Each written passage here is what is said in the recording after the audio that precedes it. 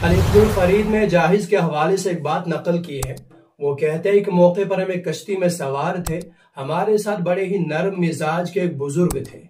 ان کے سامنے ایک مذہبی جماعت کا تذکرہ کیا گیا۔ یہ مذہبی جماعت کون سی ہو سکتی ہے، آپ اندازہ کریں۔ تو کہتے ہیں انہیں بڑا غصہ آیا۔ لوگوں نے پوچھا آپ کو غصہ کیوں؟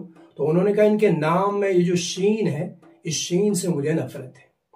پوچھا کیوں؟ تو انہوں نے چند چیزیں گنائی کہ بہت ساری، اکثر چیزیں، سبھی تو نہیں، اکثر وہ چیزیں جو انسان کے لیے موذی ہے، انسانی سماج کے لیے ناسور ہے، انسان کے دین و ایمان کے لیے نقصان دہ ہے، ایسی اکثر چیزیں شین سے ہی بنی ہیں۔ اب اندازہ کریں انسان کے ایمان کے لیے نقصان دہ چیز شرک ہے، وہ شین سے ہے۔ انسان اور جن، ان کا جو کھلا دشمن ہے وہ شین سے ہے، شیطان وہ شین سے ہے۔ انسانی سماج کے لیے گندی چیز شوہ وہ شین سے ہے۔ انسانی عقائد کے لیے گندی چیز شؤم وہ شین سے ہے۔ انسان کے جسم اور کپڑوں کے لیے نقصان دہ چیز شبکند وہ شین سے ہے۔ انسانی بخت کے لیے ناسور چیز وہ شقاوت ہے، وہ شین سے ہے۔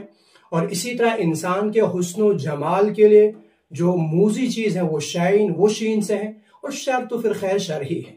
ابن تیمیہ علیہ رحمہ بتا چکے ہیں کہ یہ جماعت کلما کبر، یہ جماعت جب بھی بڑی ہوتی ہے، چاہے عمر سے بڑی ہو، تعداد سے بڑی ہو یا عہدوں پہ فائز ہو، جب بھی بڑی ہوتی ہے قبہا، اس کی قباحت، اس کی برائی کھل کے سامنے آ جاتی ہے۔